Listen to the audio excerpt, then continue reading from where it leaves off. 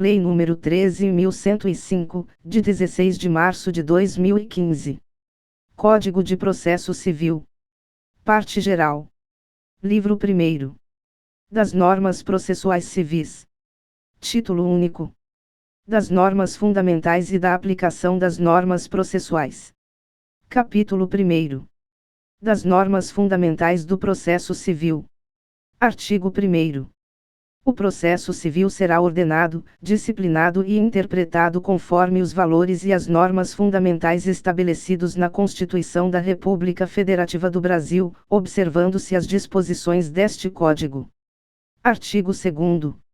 O processo começa por iniciativa da parte e se desenvolve por impulso oficial, salvo as exceções previstas em lei. Artigo 3º. Não se excluirá da apreciação jurisdicional ameaça ou lesão a direito. Parágrafo 1º. É permitida a arbitragem, na forma da lei. Parágrafo 2º. O Estado promoverá, sempre que possível, a solução consensual dos conflitos. Parágrafo 3º. A conciliação, a mediação e outros métodos de solução consensual de conflitos deverão ser estimulados por juízes, advogados, defensores públicos e membros do Ministério Público, inclusive no curso do processo judicial. Artigo 4º. As partes têm o direito de obter em prazo razoável a solução integral do mérito, incluída a atividade satisfativa. Artigo 5º. Aquele que de qualquer forma participa do processo deve comportar-se de acordo com a boa-fé. Artigo 6º. Todos os sujeitos do processo devem cooperar entre si para que se obtenha, em tempo razoável, decisão de mérito justa e efetiva. Artigo 7º. É assegurada às partes paridade de tratamento em relação ao exercício de direitos e faculdades processuais, aos meios de defesa, aos ônus, aos deveres e à aplicação de sanções processuais, competindo ao juiz zelar pelo efetivo contraditório. Artigo 8º. Ao aplicar o ordenamento jurídico, o juiz atenderá aos fins sociais e às exigências do bem comum, resguardando e promovendo a dignidade da pessoa humana e observando a proporcionalidade, a razoabilidade, a legalidade, a publicidade e a eficiência. Artigo 9º. Não se proferirá decisão contra uma das partes sem que ela seja previamente ouvida. Parágrafo único. O disposto no caput não se aplica. Inciso 1º. A tutela provisória de urgência. Inciso 2º. As hipóteses de tutela da evidência previstas no artigo 311, incisos 2º e 3º. Inciso 3º. A decisão prevista no artigo 701. Artigo 10.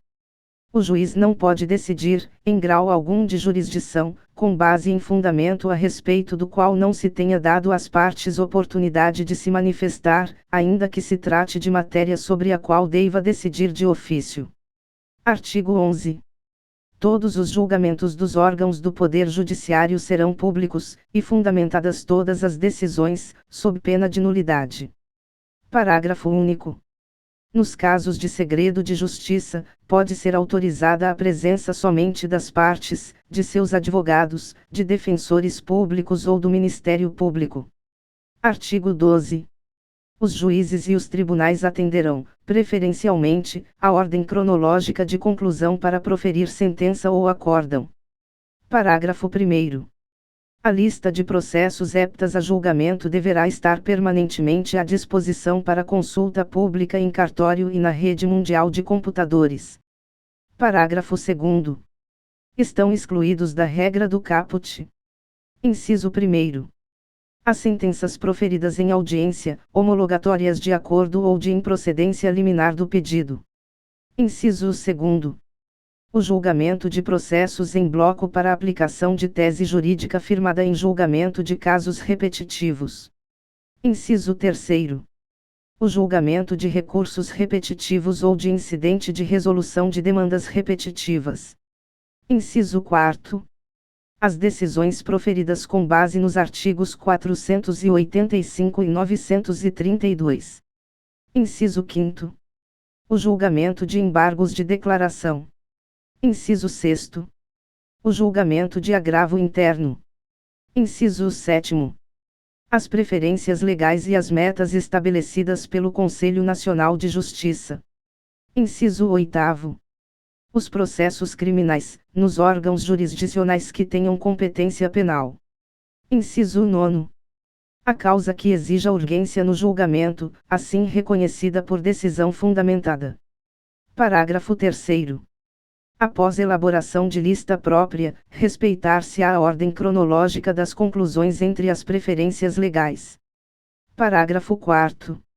Após a inclusão do processo na lista de que trata o parágrafo 1º, o requerimento formulado pela parte não altera a ordem cronológica para a decisão, exceto quando implicar a reabertura da instrução ou a conversão do julgamento em diligência. Parágrafo 5º. Decidido o requerimento previsto no parágrafo 4º, o processo retornará à mesma posição em que anteriormente se encontrava na lista. Parágrafo 6º. Ocupará o primeiro lugar na lista prevista no parágrafo 1º ou, conforme o caso, no parágrafo 3º, o processo que: inciso 1º. Tiver sua sentença ou acórdão anulado, salvo quando houver necessidade de realização de diligência ou de complementação da instrução. Inciso 2º. Se enquadrar na hipótese do artigo 1040, inciso 2º. Capítulo 2º. Da aplicação das normas processuais. Artigo 13. A jurisdição civil será regida pelas normas processuais brasileiras, ressalvadas as disposições específicas previstas em tratados, convenções ou acordos internacionais de que o Brasil seja parte. Artigo 14. A norma processual não retroagirá e será aplicável imediatamente aos processos em curso, respeitados os atos processuais praticados e as situações jurídicas consolidadas sob a vigência da norma revogada. Artigo 15. Na ausência de normas que regulem processos eleitorais, trabalhistas ou administrativos, as disposições deste Código lhes serão aplicadas supletiva e subsidiariamente.